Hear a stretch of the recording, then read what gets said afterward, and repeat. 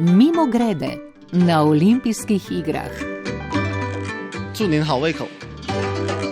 Dober tek vam želi Peking doma. Domovina testenin ni Italija, ampak je Kitajska. Ostanke najstarejših rezancev iz kamene dobe so arheologi našli ob Rumeni reki. Ocenili so, da so stari prek 4000 let, narejeni pa so bili iz moke prosa in bara. Ti dve žiti sta bili poleg riža dolga stoletja, preden so spoznali še pšenico, osnova kitajske prakulinarike. Že v času Konfucija je bila gastronomija visoka umetnost. Sam je nekoč dejal: riž nikoli ne more biti preveč bel, meso ne more biti narezano preveč na tanko. V času prevlade stepskih ljudstev severa so začeli Kitajci spoznavati skrivnosti koagulacije mleka, torej jogurt in mlečne izdelke, ter začeli siriti sojino mleko in tako izumili tofu. V času dinastije Ming so iz Amerike že dobili koruzo, sladek krompir in arašide. V času dinastije Qing pa je gastronomija postala skoraj religija. Kuhanje so začeli obravnavati kot tao, kot pot, kot doktrino uma, če hočete. Znana je zgodba kuharskega guruja iz tistega časa, ki je pošiljal svoje služabnike nabirati roso s cvetov divje vrtnice in limon, v kateri je skuhal riž. Za roso iz običajnih vrtnic pa je menil, da je premočna. V Pekingu obstaja kuharski muzej vseh dinastij. In to je absolutno zanimivo videti, kaj vse so jedli.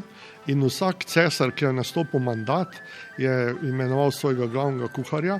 In glavni kuhar je imel nalogo, da je iznajdel neko vrsto hrane. Če je bila dobra, je postal heroj, če je bila slaba, je lahko padla tudi glava.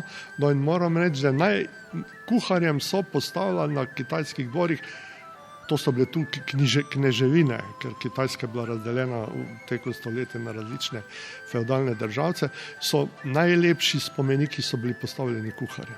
Tako Uroš Lipušček, nekdanji dopisnik RTV Slovenija iz Pekinga. V omenjenem muzeju kakšnih prav posebej starih receptov ni na pretek, kajti kitajski kuharji na dvorih niso razodevali svojih receptur nikomur in tudi zato so se pisani recepti kitajske kulinarike pojavili razmeroma pozno. Kuharski recepti so bili na Kitajskem tudi družinska skrivnost, ki je prehajala iz roda v rod. In še danes je tako. Kitajski kuhar Cajgen Huan iz Ljubljane.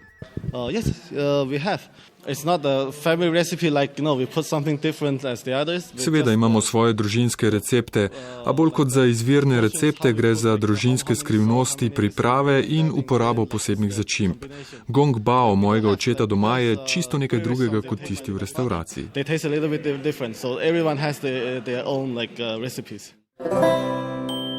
Mimogrede na olimpijskih igrah. Na prelomu iz 19. v 20. stoletje ter zatonu dinastičnega obdobja na Kitajskem so številni kuharji elit ostali brez služb in so odprli svoje restauracije, kjer se je jedlo kot prej na dvorih in v palačah. A je kulinarični razcvet med običajnimi ljudmi preprečila najprej kitajska državljanska vojna in kasneje še komunistična revolucija, zaradi katere so se najboljši kuharji tistega časa umaknili v Hongkong, Tajvan in mnogi tudi naprej, predvsem v Združene države Amerike.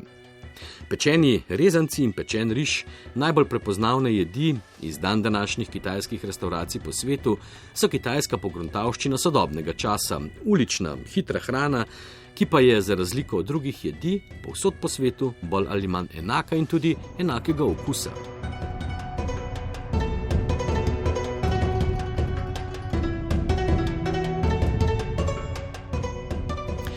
Hrana je za Kitajce center njihovih življenj in spremlja ter simbolizira večino socialnih interakcij, tako nekoč kot danes, pravi tudi doktorica Maja Veselič, sinologinja in antropologinja z Filozofske fakultete v Ljubljani.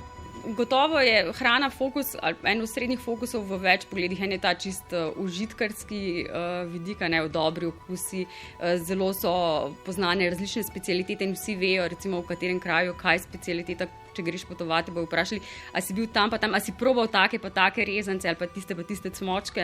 To je na enem nivoju. Na drugem nivoju je tudi to druženje. Kot sem rekla, v bistvu hrana ni zdaj samo nekaj, s čimer pač potešiš lakoto, ampak to, da si skupaj z ljudmi, to je izjemno pomembno. Ampak tudi, če pogledamo zgodovinsko, vidimo, da pa je hrana še ima en zelo pomemben vidik, to je pa povezovanje v bistvu z dušami prednikov in mogoče iz tega tudi izhaja tak visok socialen pomen hrane in prehranjevanja na Kitajskem. In recimo navada, ki jo danes mogoče še tudi zasledite v slovenskih kitajskih restauracijah, da vam ob koncu postrežejo s pogretim slivovim vinom, izhaja v bistvu iz teh daritev prednikov, mislim, to pogrevanje, ker predniki lahko uživajo vse te dobrote skozi vonjave, skozi dim, in zato so greli vino, da je pač oddajalo vino, to riževo vino, da je oddajalo te vonjave, topla hrana, se položi na oltarje in potem seveda ljudje kasneje to hrano pojedo, ampak šele potem, ko se te duše prednikov naužijejo dobrot. Vse v zraku mirno. Na polju samo tih vetrc se z rižem poigrava. Mimogrede na olimpijskih igrah.